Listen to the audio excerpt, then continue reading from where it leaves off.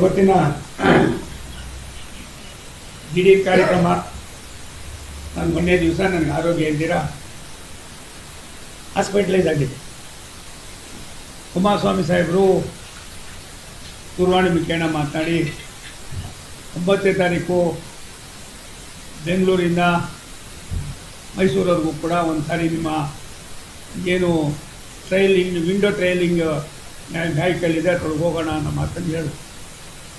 3-4 ಬಾರಿ ನನಗೆ ಪತ್ರನೂ ಕೂಡ ಬರೆದಿದ್ರು.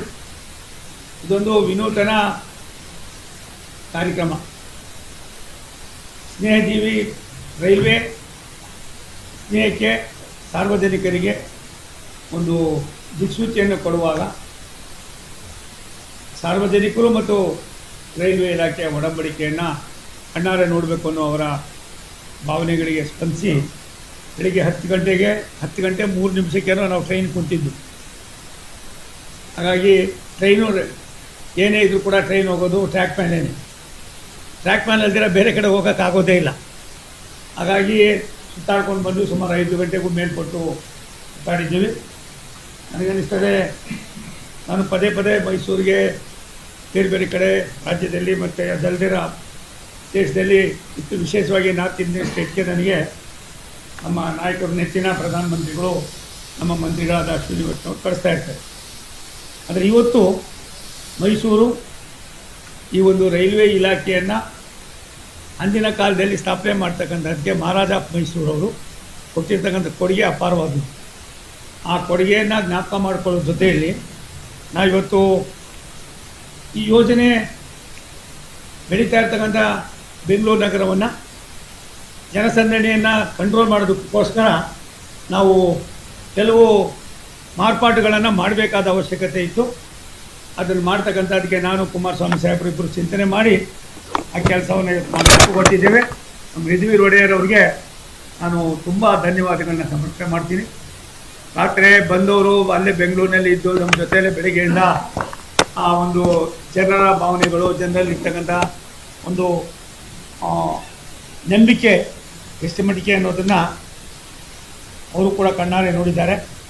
ನಾನು 2-3 ವಿಚಾರಗಳನ್ನು ರೈಲ್ವೆಯವರಿಗೆ ಕೆಲವು ಸವಿಸ್ತಾರವಾಗಿ ಹೇಳಲೇಬೇಕಾಯ್ತದೆ. ಇದನ್ನು ಯಾಕೆ ಹೇಳಬೇಕಾಯ್ತದೆ ಅಂದರೆ, ರಾಜ್ಯದ ಮುಖ್ಯಮಂತ್ರಿಗಳು 18 ಬಾರಿ 19 ಬಾರಿ ಬಡ್ಜೆಟನ್ನು ಮಂಡನೆ ಮಾಡಿ ಏನಿಲ್ಲದ ಕಾರ್ಯಕ್ರಮಗಳನ್ನು ಮಾಡಿದ್ದೀನಿ, ರಾಜ್ಯವನ್ನು ಒಂದು ರೀತಿ ಅಭಿವೃದ್ಧಿಯತ್ತ ಕೊಂಡೊಯ್ತೀನಿ ಅಂತ ಹೇಳ್ತಕ್ಕಂಥ ಮುಖ್ಯಮಂತ್ರಿಗಳಾದ ಸನ್ಮಾನ್ಯ ಸಿದ್ದರಾಮಯ್ಯನವರು ಸೋಮಣ್ಣನ ಕೆಲಸನೇ ಇಲ್ಲ, ಅವನು ಸುಮ್ಮನೆ ಕಾಲ ಕಳೀತಾನೆ ಅಂತ ಹೇಳಿದರು. ನಾನು ಈಗಾಗಲೇ ಅದಕ್ಕೆ ಯಾವ್ಯಾವ ರೀತಿ ಮಾಹಿತಿ ಬೇಕೋ ಎಲ್ಲವನ್ನು ಕೊಟ್ಟಿದ್ದೇನೆ. ನಾನು ಅನಿರೀಕ್ಷಿತವಾಗಿ ಲೋಕಸಭೆಗೆ ನಾನು ಕುಮಾರಸ್ವಾಮಿ ಸಾಹೇಬರು 3 ಜನನೂ ಹಂಗೆ ಇದ್ದೀವಿ, ಅನಿರೀಕ್ಷಿತವಾಗಿ ಬಂದವರು. ಆದರೆ ಜನರ ಒಡನಾಟ, ಜನರಲ್ಲಿರ್ತಕ್ಕಂಥ ಪ್ರೀತಿ, ಜನರ ನಂಬಿಕೆ, ಅವರ ಋಣವನ್ನು ತೀರಿಸ್ತಕ್ಕಂಥದ್ದು ಹೇಗೆ ಅನ್ನೋದನ್ನು ನಾನಿವತ್ತು ತುಂಬ ಕಣ್ಣಾರ ನೋಡಿದೆ ಅಂತ ನಾನು ತಮ್ಮ ಗಮನಕ್ಕೆ ತರೋದಿಷ್ಟೇ. ನಾವು ಇಡೀ ರಾಷ್ಟ್ರದಲ್ಲಿ ಪ್ರತಿ ವರ್ಷವೂ ಕೂಡ ಹೋದ ವರ್ಷ 2,67,000 ಕೋಟಿ, ಈ ಸಾರಿ 2,93,000 ಕೋಟಿ ರೂಪಾಯಿ ರೈಲ್ವೆಗೋಸ್ಕರವಾಗಿ ರಾಷ್ಟ್ರದ ಪ್ರಧಾನಿಗಳು ಇಟ್ಟಿರ್ತಕ್ಕಂಥದ್ದು. ಈ ದುಡ್ಡಿನಲ್ಲಿ ಕರ್ನಾಟಕದಲ್ಲಿ 52,950 ಕೋಟಿ ರೂಪಾಯಿ ವಿವಿಧ ಹಂತದ ಕಾಮಗಾರಿಗಳು ಈಗಾಗಲೇ ನಡೀತಾ ಇದೆ. ಅದೆಲ್ಲವನ್ನು ಕೂಡ ನಿಮಗೆ ಮಾಹಿತಿಯನ್ನು ಕೇಳಿದ್ರೆ ನಾನು ಕೊಡ್ತೀನಿ. ಸುಮಾರು 3,840 ಕಿಲೋಮೀಟರ್ ಉದ್ದದ 31 ಹೊಸ ರೈಲ್ವೆ ಯೋಜನೆಗಳು ಅನುಷ್ಠಾನದ ಹಂತದಲ್ಲಿ ನಡೀತಾ ಇದೆ. ನನಗನ್ನಿಸ್ತದೆ ಇವೆಲ್ಲವೂ ಕೂಡ ಇನ್ನೊಂದು ಸ್ವಲ್ಪ ದಿವಸದಲ್ಲೇ ಮುಗಿಸ್ತಕ್ಕಂಥದ್ದಕ್ಕೆ ನಾವು ಕಾರ್ಯೋನ್ಮುಖನಾಗಿದ್ದೀವಿ. ಅದಲ್ದಿರ ಏನು 2014ರಿಂದ 2015ರವರೆಗೆ ಸುಮಾರು 1,750 ಕಿಲೋಮೀಟರ್ ಹೊಸ ರೈಲು ಹಳ್ಳಿಗಳನ್ನು ನಿರ್ಮಿಸಿ ಸಾರ್ವಜನಿಕರಿಗೆ ನಾವು ಸಮರ್ಪಣೆ ಮಾಡಿರ್ತಕ್ಕಂಥ ಉದಾಹರಣೆಯೂ ಕೂಡ ಇದೆ. ನಾನು ತಮ್ಮಲ್ಲಿ ಮನವಿ ಮಾಡೋದಿಷ್ಟೇ, 3,742 ಕಿಲೋ ರೂಟ್ಗಳು 97% 100ಕ್ಕೆ ಉದ್ಯೋಗೀಕರಣ ಆಗಿದೆ. ಇನ್ನು ಕೇವಲ 3% ಇದೆ. ಈ ಮಧ್ಯದಲ್ಲಿ ಹಾಸನ, ಸಕಲೇಶ್ಪುರ, ಕುಕ್ಕೆ ಸುಬ್ರಹ್ಮಣ್ಯ ಮತ್ತು ಮಂಗಳೂರು ಇದ್ದಂಥ 55 ಕಿಲೋಮೀಟರ್ ಸಕಲೇಶ್ಪುರದಿಂದ ಕುಕ್ಕೆಗಿದ್ದಂಥ 55 ಕಿಲೋಮೀಟರ್ ಎಲೆಕ್ಟ್ರಿಫಿಕೇಷನ್ ಆಗದಿರ 50-60 ವರ್ಷದಿಂದ ಆಗೇ ಇತ್ತು. ಆ ಟನಲ್ ಹೆಂಗಿದೆ ಅಂತ ಯಾರೂ ನೋಡಿರಲಿಲ್ಲ. ನಾನು ಮೊನ್ನೆ ಹೇಳಿದ್ದು ಸಿದ್ದರಾಮಯ್ಯನವ್ರಿಗೆ, ಒಂದು ಸಾರಿ ಬಾರಪ್ಪ ನನ್ನ ಕಚೇರಿಗೆ ಒಂದು ಅರ್ಧ ಗಂಟೆ ಇದ್ದರೆ ಸಾಕು, ನೀನು ನಾನು ನಿನ್ಗೆ ಜೊತೆಲಿ 2 ಗಂಟೆ ಬೇಕಾದ್ರೆ ಇರ್ತೀನಿ, 3 ಗಂಟೆ ಇಲ್ಲಿ ದಿನವೆಲ್ಲ ಕಾಲ ಕಳಿತೀನಿ ಅಂತ ಹೇಳಿದೆ. ಅದೊಂದು ನಾವು ಹೋಗೋರು ನೋಡಲಿ. 55 ಕಿಲೋಮೀಟ್ರು ಯಾವುದೇ ಕಾರಣಕ್ಕೆ ಇದನ್ನು ಎಲೆಕ್ಟ್ರಿಫಿಕೇಷನ್ ಮಾಡೋಕ್ಕಾಗೋದಿಲ್ಲ ಅಂತ ಅನೇಕ ಇದಾಗಿದ್ದರು. ಆದರೆ ನಮ್ಮಲ್ಲೇ ಅಧಿಕಾರಿಗಳು ಇಲ್ಲೇ ಇದ್ದಾರೆ. ನಮ್ಮ DRM ಅವರು, ನಮ್ಮ ಬೆಂಗಳೂರಿನ DRM ಅವರು ಇಲ್ಲೇ ಇದ್ದಾರೆ. ನಮ್ಮ ಇಡೀ ಅಧಿಕಾರಿಗಳೆಲ್ಲರೂ ಇಲ್ಲೇ ಇದ್ದಾರೆ. ಇವರೆಲ್ಲರೂ ಸೇರಿ ಒಂದು ದೊಡ್ಡ ಚಾಲೆಂಜನ್ನು ತೆಗೆದುಕೊಂಡು 55 ಕಿಲೋಮೀಟ್ರನ್ನು ಮಾಡಿ ಮಂಗಳೂರಿಗೂ ಕೂಡ ಒಂದೇ ಭಾರತ್ ಟ್ರೈನನ್ನು ಬಿಡುಗಡೆ ಮಾಡ್ತಕ್ಕಂಥದಕ್ಕೆ ರಾಷ್ಟ್ರದ ಪ್ರಧಾನಿಗಳ ಮನಸ್ಸನ್ನು ಗೆಲ್ತಕ್ಕಂಥ ಕೆಲಸವನ್ನು ಭಾರತ ಸರ್ಕಾರದಲ್ಲಿ ಕರ್ನಾಟಕದ ನಾವೆಲ್ಲರೂ ಕೂಡ ಅದರೊಳಗೆ ಕುಮಾರಸ್ವಾಮಿ ಸಾಹೇಬ್ರು ಇರ್ಬೋದು, ನಾವಿರ್ಬೋದು, ಎಲ್ಲರೂ ಕೂಡ ಯಶಸ್ಸನ್ನು ಕಾಣ್ತಕ್ಕಂಥ ದಿನಗಳನ್ನು ಕಾಣ್ತಾ ಇದ್ದೀವಿ. ಅದಲ್ದಿರ ಇವತ್ತು ನಿಮಗೆ ನಾವು ಬಂದ ಮೇಲೆ ಇಲ್ಲಿವರೆಗೂ ಕೂಡ ಕರ್ನಾಟಕದಲ್ಲಿ ಇದ್ದಿದ್ದು 120-130 ಫ್ಲೈಓವರ್ಗಳು, ಮೇಲ್ಸೇತುವೆಗಳು, ಕೆಳ ಸೇತುವೆಗಳಾಗಿದ್ದು. ಕೇವಲ 2014ರಿಂದ ಇಲ್ಲಿವರೆಗೂ 707 ಮೇಲು ಸೇತುವೆ, ಕೆಳ ಸೇತುವೆಗಳನ್ನು ಮಾಡಿದ್ದೀವಿ ಮಹಾರಾಜರೇ. ಅದಲ್ದಿರ ಇನ್ನು 2 ವರ್ಷದಲ್ಲಿ ಕರ್ನಾಟಕ ರಾಜ್ಯದ ಹೈವೇಗಳಲ್ಲಿ ಇರ್ತಕ್ಕಂಥದ್ದು ಇರ್ಬೋದು, ಬೇರೆ ಬೇರೆ ಭಾಗದಲ್ಲಿ ಇರ್ತಕ್ಕಂಥದ್ದು ಇರ್ಬೋದು, ಇಡೀ ಡಿವಿಷನ್ನಿಂದ ಸುಮಾರು 167-168 ಕೆಲಸ ಕಾರ್ಯಗಳು ನಡೀತಾ ಇದೆ. ಅದನ್ನು ಕೂಡ ಪೂರ್ಣ ಮಾಡ್ತಕ್ಕಂಥ ಕೆಲಸವನ್ನು ಇಷ್ಟರಲ್ಲೇ ಮಾಡಿ ಇನ್ನು 1-1.5 ವರ್ಷದಲ್ಲಿ ಇವೆಲ್ಲ ಮುಗಿಸ್ತಾ ಇದ್ದೀವಿ. ಇವತ್ತು ನಾವು 61 ಅಮೃತ್ ಸ್ಟೇಷನ್ನ ತೆಗೆದುಕೊಂಡು ಅದರೊಳಗೆ 1981 ಕೋಟಿ ರೂಪಾಯಿನಲ್ಲಿ ನಾವು ಕೆಲವನ್ನ ಈಗಾಗಲೇ ನಾವು ಉದ್ಘಾಟನೆ ಮಾಡಿದ್ದಾರೆ ರಾಷ್ಟ್ರದ ಪ್ರಧಾನಮಂತ್ರಿಗಳು. ಇನ್ನು ಉಳಿದಿರ್ತಕ್ಕಂಥದ್ದು ಕೂಡ ಈ ವರ್ಷ ಡಿಸೆಂಬರ್ ಒಳಗಡೆ ಅದನ್ನು ಕೂಡ ನಾವು ಮಾಡ್ತಾ ಇದ್ದೀವಿ.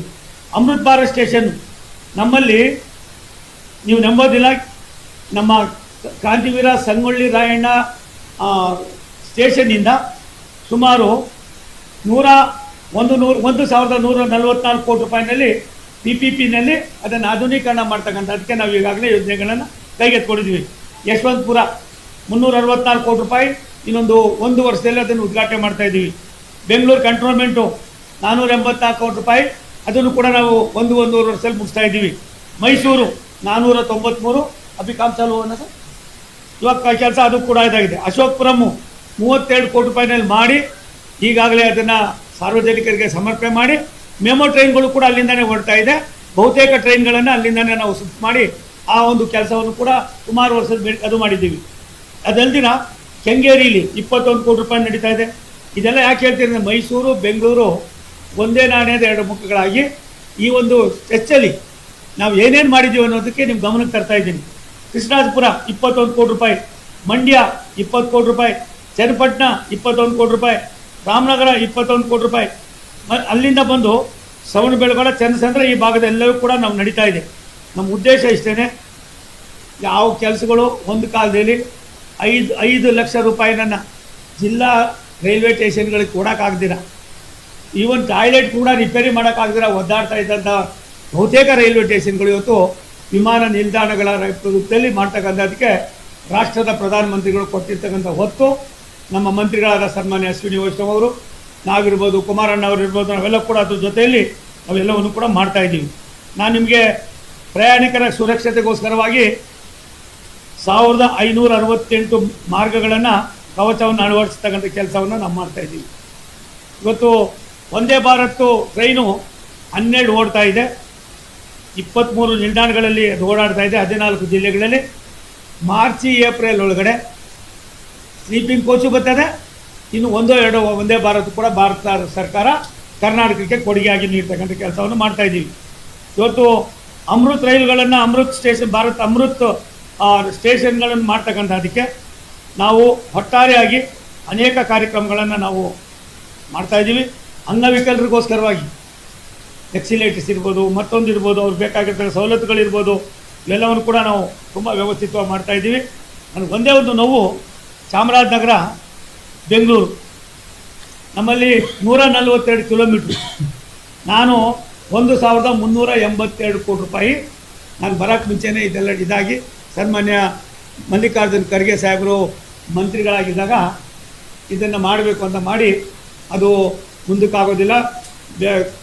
ಹೆಜ್ಜಾಲ, ಹಾರೋಹಳ್ಳಿ, ಹೆಜ್ಜಾಲ, ಕಗ್ಲಿಪುರ, ಹಾರೋಹಳ್ಳಿ, ಕನಕಪುರ, ಸಾತನೂರು, ಅಲ್ಲಿಂದ ಬಂದು ಹಲಗೂರು, ಮಳವಳ್ಳಿ, ಕೊಳ್ಳೇಗಾಲ, ಸತ್ಯಮಾರಹಳ್ಳಿ, ಯಳಂದೂರು, ಸತ್ಯಮಾರಹಳ್ಳಿ, ಚಾಮರಾಜನಗರ 142 ಕೋಟಿ ರೂಪಾಯಿಂದು ಕಿಲೋಮೀಟ್ರನ್ನ ನಾವು ತಗೊಳ್ಳಿ ಅಂತ ಹೇಳಿ ಅವ್ರು ಏನು ಹೇಳಿದ್ವಿ ನಾವು, ಆಗೋಗಿದೆ ಕಣೆ ನಮ್ಮೆಲ್ಲ ಮುಗಿದಿದೆ ಅಂದರು.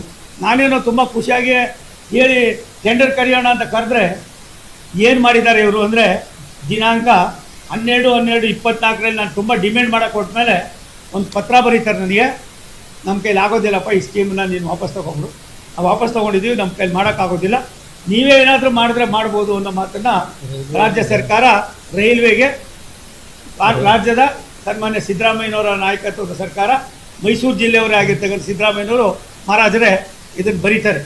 ಇದ್ರ ಜೊತೆಗೆ ನಾವು ಮೈಸೂರು, ಹುಣಸೂರು, ಪಿರಿಯಾಪಟ್ಟಣ ಮತ್ತು ಅದ್ಯಾವುದದು ಕುಶಾಲನಗರ, ಇದು ಕೂಡ ನಮ್ಮ ಕಾಲದಲ್ಲಿ ಆಗಿ ಸನ್ಮಾನ್ಯ ಹಿಂದೆ ಪ್ರತಾಪ್ ಸಿಂಹ ಅವರು MP ಗಳಾಗಿದ್ದಾಗ ಅದಕ್ಕೆಲ್ಲ ಓಡಾಟ ಮಾಡಿ ಏನೆಲ್ಲ ಮಾಡಿದ್ರು.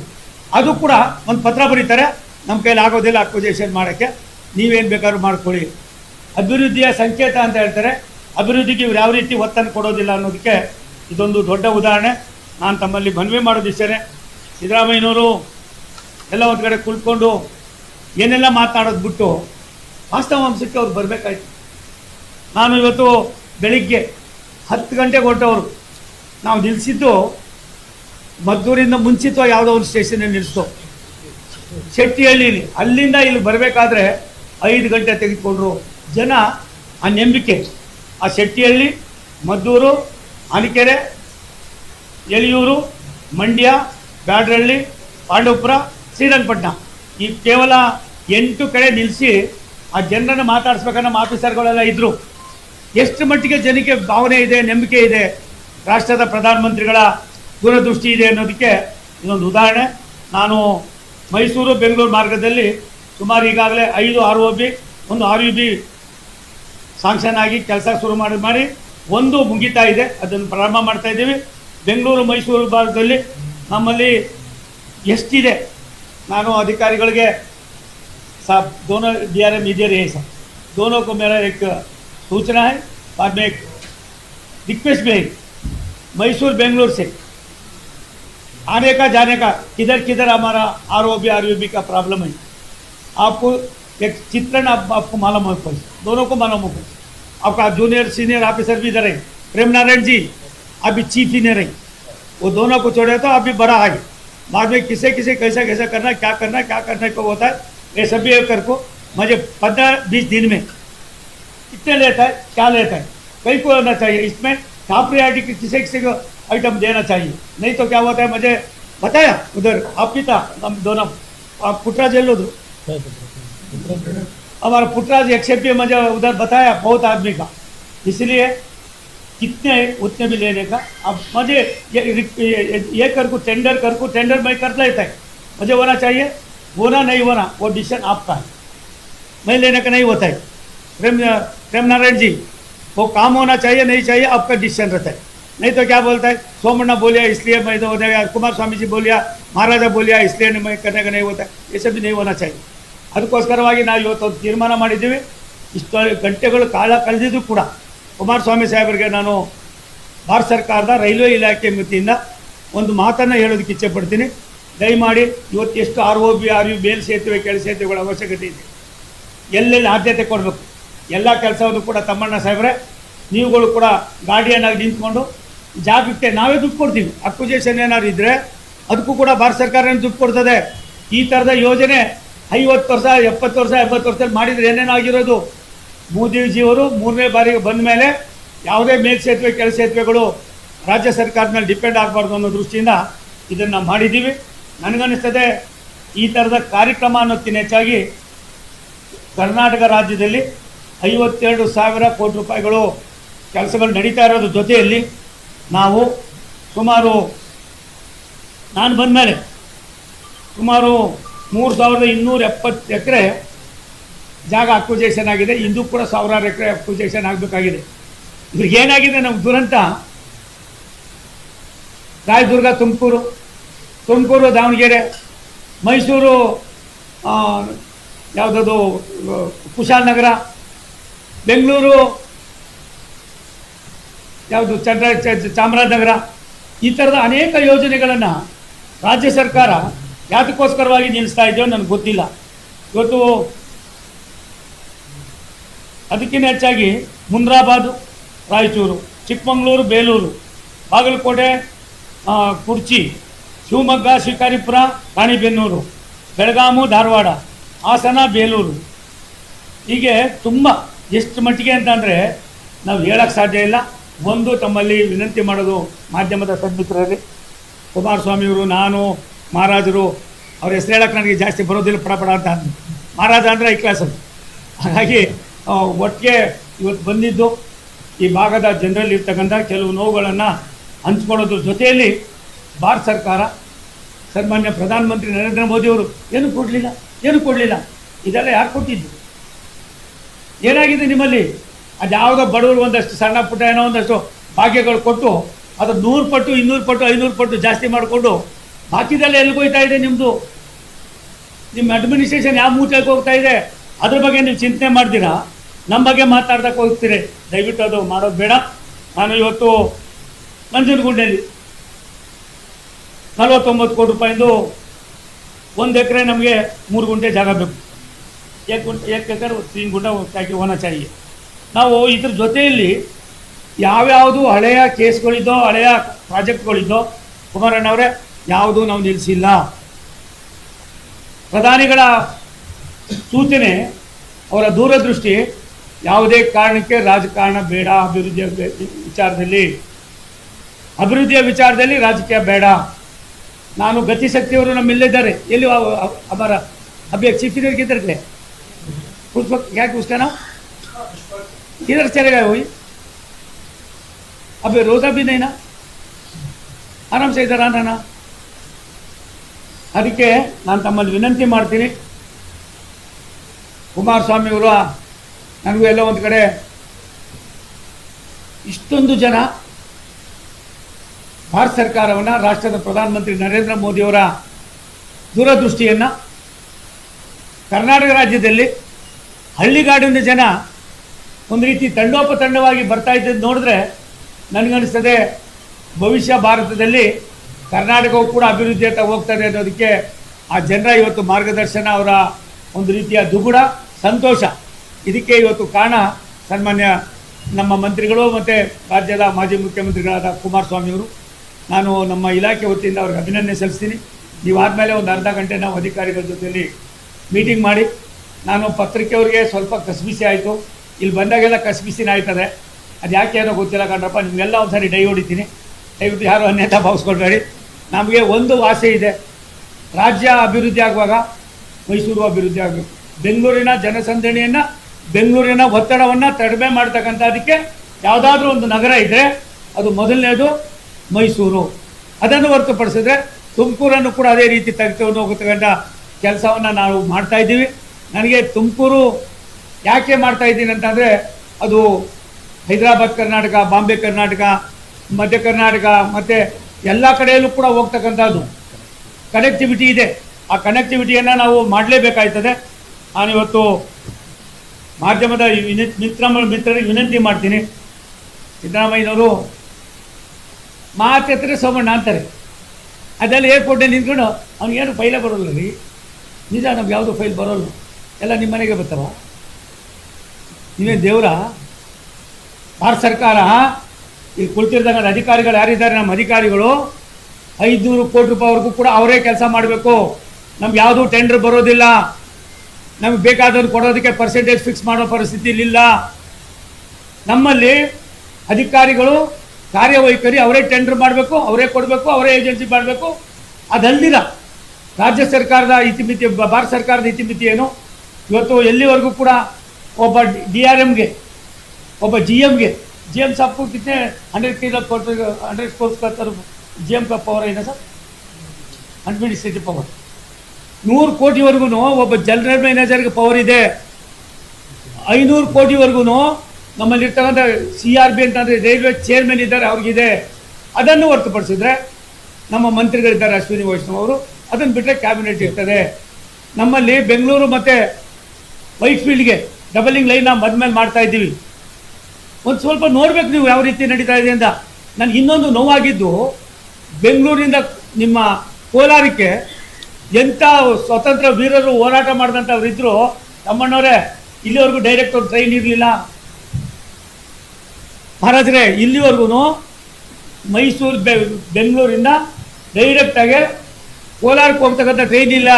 ಆ ಟ್ರೈನ್ ಯಾವುದು ಇವಾಗ ಹೋಗ್ತಾ ಇರೋದು ತಮಿಳ್ನಾಡಿಗೆ ಹೋಗೋದಕ್ಕೆ ಹಿಂದೆ ಮಹಾರಾಜ ಮೈಸೂರು ಮತ್ತು ಬ್ರಿಟಿಷ್ನವ್ರು ಹಾಕಿರ್ತಕ್ಕಂಥ ಲೈನಲ್ಲಿತ್ತು. ನಾನು ಅಲ್ಲಿ ನಮ್ಮ ಲೋಕಸಭಾ ಸದಸ್ಯ ಮಲ್ಲೇಶ್ ಬಾಬು ಜೊತೆ ಹೋದಾಗ ಅರಿವಾಗಿ ಇವತ್ತಾಗಲೇ DPR ಆಗ್ತಾ ಇದೆ. ಒಂದು ಹಂತಕ್ಕೂ ತಂದಿದ್ದು. ಇಲ್ಲೆಲ್ಲ ಇದ್ದಾರೆ ನಮ್ಮ ಸಾಹೇಬರು, ಇಲ್ಲೇ ಇದ್ದಾರೆ ಬಾಸ್ ನಮ್ಮ ADRM. ನಮ್ಮ ಯಾಕೆ ಮಾಡಬೇಕು ಅಂದರೆ ಬೆಳೀತಾ ಇದ್ದಾರೆ ಬೆಂಗಳೂರು. ಇವತ್ತು ನಮ್ಮ ತುಮಕೂರಿಗೆ 4 ಪಥದ ಇದು ಮಾಡ್ತಾ ಇದ್ದೀವಿ ನ್ಯಾಷನಲ್ ಹೈವೇ. ಅವತ್ತೇನಾರ ನ್ಯಾಷನಲ್ ಹೈವೇ ಆಗಲಿಲ್ಲ ಅಂದರೆ ಇವತ್ತು ಏನಾಗ್ತಾ ಇತ್ತು ಅನ್ನೋದ್ರ ಬಗ್ಗೆ ಚಿಂತೆ ಮಾಡಬೇಕಾಗಿದೆ. ಅಭಿವೃದ್ಧಿಯನ್ನು ಮಾಡೋದು ಬಿಟ್ಟು ಬಾಕಿ ಎಲ್ಲ ಕೂಡ ಮಾಡ್ತಾ ಇದ್ದೀರಿ. ನನಗೆ ನೀವು ಕೊಟ್ಟಂಥ ಮೊನ್ನೆ ಚುನಾವಣೆ ಕೊಟ್ಟಷ್ಟು ಆಸಕ್ತಿ ಒಂದು 2% ನೀವು ಈ ಭಾಗದ ಜನರಿಗೆ, ರಾಜ್ಯದ 7.5 ಕೋಟಿ ಕನ್ನಡಿಗರಿಗೆ ಕೊಟ್ಟಿದ್ದರೆ ಅಲ್ಲೊಂದು ಕಡೆ ನೀವೇನು ಮಾಡಿದ್ದೀರಿ ಕೆಲವು ತಪ್ಪುಗಳು ಅಧಿಕಾರ ಒಂಚೂರು ಪ್ರಾಯಶ್ಚಿತ್ತ ಆಗ್ತಾ ಇತ್ತು. ಮೈಸೂರು ಕೊಟ್ಟಿಲ್ಲ ಅನ್ನೋದು ಫ್ರಸ್ಟ್ರೇಟ್ ಆಗಿದ್ದಾರೆ ಅವರು. ಒಂದು ರೀತಿ ಫ್ರಸ್ಟ್ರೇಟ್ ಯಾವ ರೀತಿ ಆಗಿದ್ದಾರೆ ಅಂದರೆ ಏನು ಹೇಳಬೇಕು ಅದು ಹೇಳೋದಿಲ್ಲ. ಅಲ್ಲೆಲ್ಲ ಏರ್ಪೋರ್ಟ್ಗೆ ಹೋಗ್ತಾರೆ, ಸೋಮಣ್ಣ ಬಂದು ನನಗೆ ಯಾಕೆ ಫೈಲ್ ಬರಬೇಕು, ನನಗೆ ಫೈಲ್ ತರಿಸ್ಕೊಡೋದು ಗೊತ್ತು, ಕೆಲಸ ಮಾಡೋದು ಗೊತ್ತು, ಜನರನ್ನ ಯಾವ ರೀತಿ ತೆಗೆದುಕೊಂಡು ಹೋಗಬೇಕು ಅನ್ನೋದು ಗೊತ್ತು. ಆದರೆ ಒಂದು ಸತ್ಯ, ಪಾರದರ್ಶಕತೆ ಅಂತ ಏನಿದೆ ಆ ಪಾರದರ್ಶಕತೆಯನ್ನು ಒಂದು ಸಣ್ಣವೂ ಕೂಡ ಅಪಚಾರ ಆಗದಾಗೆ ಯಾವುದಾದ್ರೂ ಒಂದು ಸರ್ಕಾರ ಒಂದೊಂದು ಪೈಸಾನು ಕೂಡ ಅಕೌಂಟಬಿಲಿಟಿ ಅಂತ ಮಾಡ್ತಾ ಇದ್ದರೆ ಅದು ರಾಷ್ಟ್ರದ ಪ್ರಧಾನಮಂತ್ರಿ ನರೇಂದ್ರ ಮೋದಿ ಅವರ ನಾಯಕತ್ವದ ಭಾರತೀಯ ಇವತ್ತು BJP ಮತ್ತು NDA ಸರ್ಕಾರ. ಆದ್ದರಿಂದ ನಾನು ರಾಜ್ಯದ ಮುಖ್ಯಮಂತ್ರಿಗಳಿಗೆ ಆಗ್ರಹ ಮಾಡ್ತೀನಿ, ನೀವೇನು ಮಾಡಬೇಡಿ ಸ್ವಾಮಿ. ಅಟ್ಲೀಸ್ಟ್ ನಿಮ್ಮ ಜಿಲ್ಲೆ ಆ ಚಾಮರಾಜನಗರ, ಬೆಂಗಳೂರು ಮತ್ತು ಮೈಸೂರು ಮತ್ತು ಯಾವುದದು ಕುಶಾಲನಗರಕ್ಕೆ ಇವೆರಡು ಯೋಜನೆಯನ್ನು ನಾಳೆ ಕೊಡಿ. ಅಲ್ಲಲ್ಲ ಕೊಡಪ್ಪ, ಮಾಡಿ ಕೊಡ್ತೀನಿ ಬೇಡ ನಮಗೆ ಅಂತ. ಇವಾಗ ತಕ್ಷಣಕ್ಕೆ ಈ ಪ್ರಾಜೆಕ್ಟ್ ನಮ್ಗೆ ಏನಪ್ಪ ಕೊಡಲು ತಂದೆ ನೀನು ಯಾಕೆ ಬೇಡ ಅನ್ನೋರ ಅದು ಹೋಗ್ಬಿಡಿ, ಅದು ಕೊಡೆಯವರಿಗೆ gents GOCO does not concur to the people of taking the proposal taking up to the Bangalore, Satyamangala via Kanakapura, no in project Hejjala Chamarajanagar new line. ಇದನ್ನು ದಯವಿಟ್ಟು ಸ್ಥಗಿತ ಮಾಡಿ ನಾವು ಮಾಡೋಕ್ಕಾಗೋದಿಲ್ಲ ಅನ್ನೋದನ್ನು ಬರೆದಿದ್ದಾರೆ. ನಿಮಗೆ ಕೊಡ್ತೀನಿ, ಅದಕ್ಕೆ ಇದೇ ಕೊಡಪ್ಪ ಅಂತ ಜೆರಾಕ್ಸ್ ಮಾಡಿ.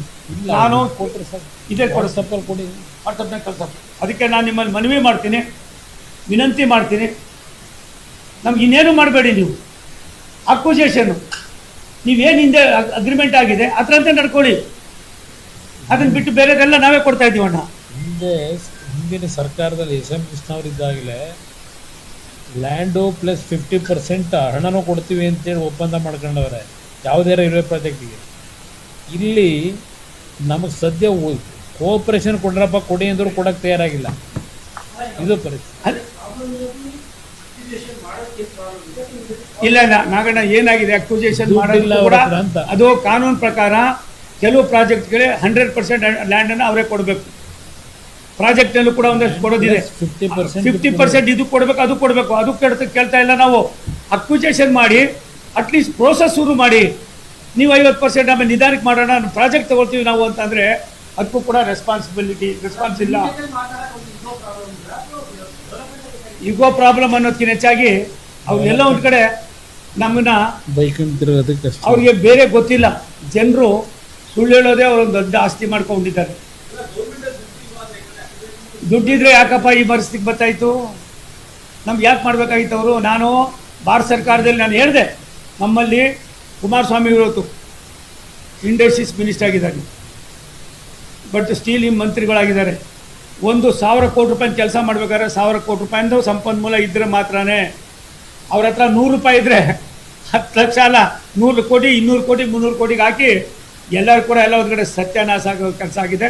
ಆದ್ದರಿಂದ ಭಾರತ ಸರ್ಕಾರ ರೈಲ್ವೆ ಇಲಾಖೆ ನನಗೆ ತಿಳಿದ ಮಟ್ಟಿಗೆ ಕರ್ನಾಟಕ ರಾಜ್ಯದಲ್ಲಿ ಹೊಸ ಯೋಜನೆಗಳಿಗೆ ಆದ್ಯತೆ ಕೊಡ್ತಾ ಇದ್ದೀವಿ. ನಿಮ್ಗೆ ಗೊತ್ತಿರಲಿ, ಬೆಂಗಳೂರಲ್ಲಿ ಯಲಹಂಕದ ಹತ್ರ 6,000 ಕೋಟಿ ರೂಪಾಯಿನಲ್ಲಿ ಮಂಜು ಅವ್ರ ನಮ್ಮ PS ಏನು ಮಾಡ್ತಾ ಇರೋದು ನಾವು 6 ಕೋಟಿ ರೂಪಾಯಿ ಲಾಜಿಸ್ಟಿಕ್ ಪಾರ್ಕ್ ಏನದು